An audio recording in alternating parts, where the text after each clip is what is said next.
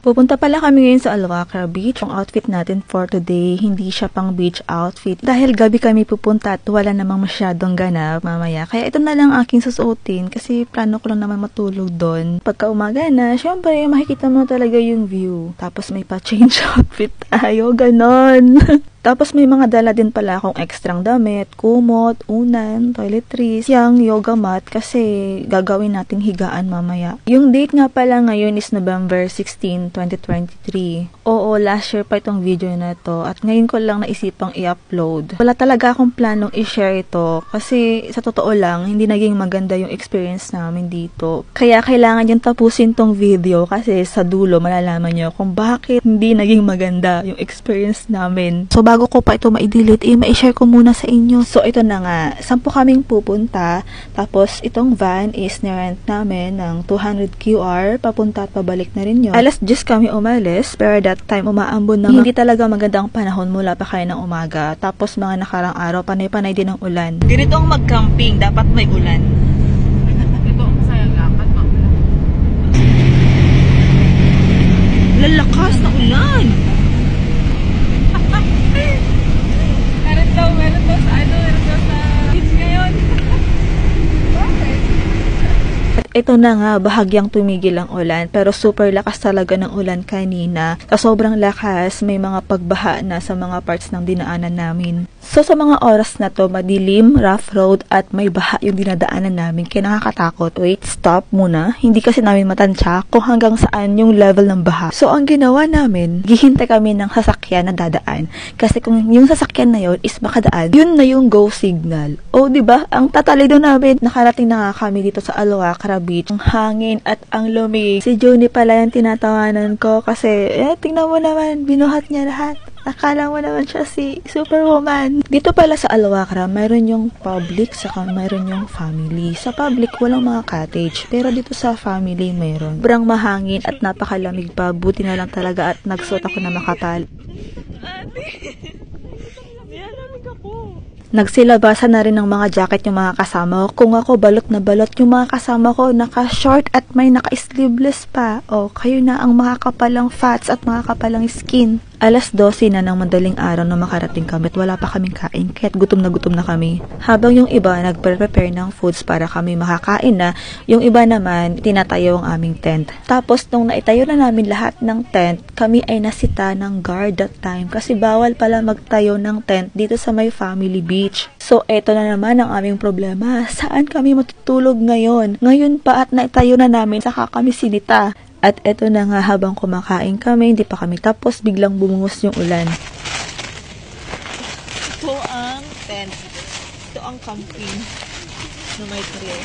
Ang una kong naisip is pumasok sa tent at i-check yung mga gamit kung may nabasa ba at kung nakakapasok yung tubig sa loob ng tent. Yung mga time na yan, may tissue ako at nagpupunas-punas na ako sa loob. At sa sobrang lakas ng ulan, pumasok na kaming lahat sa loob ng tent kasi may mga naiwan pa sa labas dahil inaasikaso nila yung mga pagkain namin na iwan at yung mga ibang mga gamit. Worried kami sa pagkain kasi iniisip namin baka mapanis. Napakadami pa naman yung naiwan pero tinakpan na lang namin doon at pumasok na kami sa aming mga kanya-kanyang tent. Sa sobrang daming hindi magandang nangyari ngayong araw na to, para kami nasa isang survival game na kailangan namin malagpasan lahat ng ito. Nakakatakot din yung hangin kasi sobrang lakas na ihahangin din yung tent namin. At sa mga oras na to, medyo nagpapanik na rin ako. Hindi ko na lang pinapahalata kasi nga ang role natin ay maging strong, independent woman. Na mga gawa ko, ginusto ko to eh. At tuluyan na nga nakapasok ang tubig sa loob ng tent. Basa na rin ang floor, basa na rin ang mga gamit namin, at basa na rin talaga kami.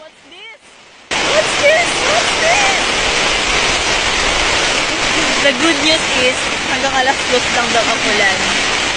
But the bad news is, alauna pa lang. So may isang oras pang kami na ganito. Gusto na sana namin bumalik sa van kasi kahit pa paano mas safe doon, pero naisip namin ang layo ng van at hindi rin makadaan yung sasakyan. At nung bahagyang humina ang ulan, naisipan namin mag-evacuate sa isang playground na may bubong na malapit sa amin. Dito na lang kami nag-stay magdamag at hindi na kami bumalik sa tent kasi nga baka umulan ulit at mabasa ulit kami. Nilapag ulit namin yung pagkain namin dyan at kumain ulit kami. Pagdating pala namin, hindi lang pala kami yung nakisilong dito. May mga iba din na nauna at mga kabayan din sila. Kanya-kanya kami hanap ng pwesto para makaupo at yung iba naghanap ng pwesto para makahiga. Yung nasa swim, huwag kayo mag-alala, sa Ate Mar lang yan. Para mainitan ng aming katawang lupa dahil nabasa kami, yun, naisipan namin magpainit. So, nilagay namin yung kape dyan at minikos-mekos na lang din namin. So, yun, buti na lang mga Girl Scout talaga kami. Nakatulog ako saglit at pagkagising ko, ito na yung view na bumungad sa akin. O diba, parang may muta pa ata ako dyan. Pero tuwang-tuwa talaga ako dyan. As in, kasi ngayon lang ulit ako nakapunta sa beach. Mahigit 1 taon din yun. Sa sobrang tuwa ko para akong bata na nagtatatakbo dyan. O diba, nakakamiss yung ganito. Sa tabi ka ng dagat, naririnig mo yung alon, simoy ng hangin, malamig, tapos nanonood ka ng sunset or sunrise. Nakakamiss lang. Parang naging sulit lahat ng paghihirap namin nung makita ko to. Sa amin kasi malapit lang kami sa dagat. As in, paglabas mo ng bahay namin, dagat na. Oo, charing lang. Pero totoo, malapit talaga kami sa dagat. As in, pwede mo siyang lakarin kung gusto mo. Yun ay kung gusto mo lang naman. Kasi pwede ka naman kasing sumakay. Kasi ilang kilometro din yun. Kung i-rate ko tong beach na to, 5/10. Dahil madami na akong beach na napuntahan, hindi ko talaga maiwasang i-compare. Hindi naman sa pagmamayabang, pero marami talaga mga gandang beach sa amin. Ang favorite ko doon is yung kasi andun talaga yung childhood memories ko at memories ko with him. Charing. Pero kung i-rate ko yung buong experience ko mula nung pagpunta dito, 7/10. May bago akong na-experience na pwede kong maikwento sa mga next generation. Char! Alam nyo, madalas puro na lang tayo work, bahay, work, bahay, work, bahay. If you're watching this at nakarating ka dito sa dulo, maybe this is your sign to go out, enjoy the view, and relax once in a while. So that's it for today. Until next time, bye! I want to every bed, and if she's beside me, I know I need